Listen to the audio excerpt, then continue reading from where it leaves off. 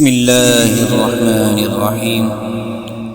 الرحمن علم القرآن، خلق الإنسان علمه البيان. الشمس والقمر بحسبان، والنجم والشجر يسجدان. والسماء رفعها ووضع الميزان، ألا تطغوا في الميزان. وأقيموا الوزن بالقسط ولا تخسروا الميزان. والأرض وضعها للأنام، فيها فاكهة والنخل ذات الأكمام. والحب ذو العصف والريحان. فبأي آلاء ربكما تكذبان؟ خلق الإنسان من صلصال كالفخار، وخلق الجان من مارج من نار. فبأي آلاء ربكما تكذبان؟ رب المشرقين ورب المغربين. فبأي آلاء ربكما تكذبان؟ مرج البحرين يلتقيان، بينهما برزخ لا يبغيان. فبأي آلاء ربكما تكذبان؟ يخرج منهما اللؤلؤ والمرجان. فبأي آلاء ربكما تكذبان؟ وله الجوار المنشآت في البحر كالأعلام. فبأي آلاء ربكما تكذبان؟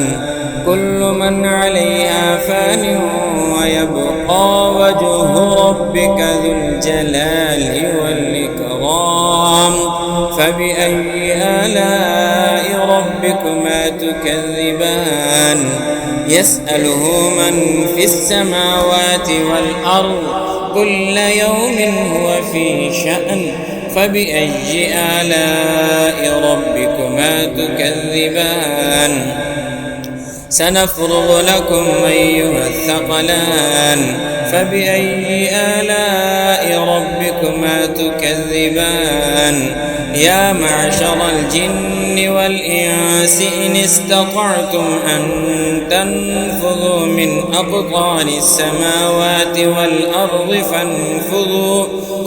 والأرض فانفذوا لا تنفذون إلا بسلطان. فبأي آلاء ربكما تكذبان؟ يرسل عليكما شواظ من نار ونحاس فلا تنتصران. فبأي آلاء ربكما تكذبان؟ فإذا انشقت السماء فكانت وردة كالدهان. فبأي آلاء ربكما تكذبان؟ فيومئذ لا يسأل عن ذنبه إنس ولا جان. فبأي آلاء ربكما تكذبان؟ يعرف المجرمون بسيماهم، فيؤخذ بالنواصي والأقدام. فبأي آلاء ربكما تكذبان؟ هذه جهنم التي يكذب بها المجرمون، يطوفون بينها وبين حميم آن. فبأي آلاء ربكما تكذبان؟ ولمن خاف مقام ربه جنتان. فبأي آلاء ربكما تكذبان؟ ذواتا أفنان. فبأي آلاء ربكما تكذبان؟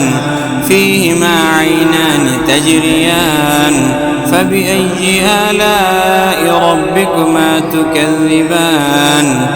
فيهما من كل فاكهة زوجان فبأي آلاء ربكما تكذبان متكئين على فرش بطائنها من استبرق وجنى الجنتين دان فبأي آلاء ربكما تكذبان فيهن قاصرات الطرف لم يطمثهن إنس قبلهم ولا جان فبأي آلاء ربكما تكذبان كأنهن الياقوت والمرجان فبأي آلاء ربكما تكذبان هل جزاء الإحسان إلا الإحسان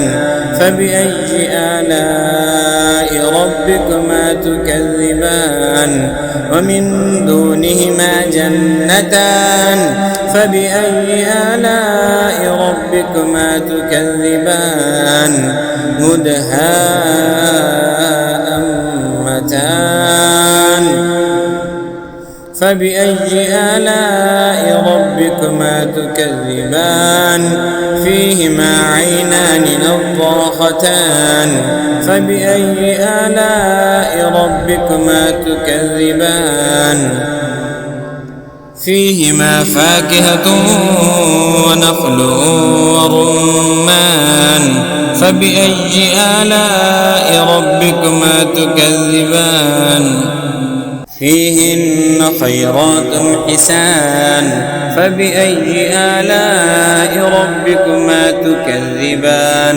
حور مقصورات في الخيام فبأي آلاء ربكما تكذبان لم يطمثهن إنس قبلهم ولا جان فبأي آلاء ربكما تكذبان متكئين على رفرف خضر وعبقري حسان فبأي آلاء ربكما تكذبان تبارك اسم ربك ذي الجلال والإكرام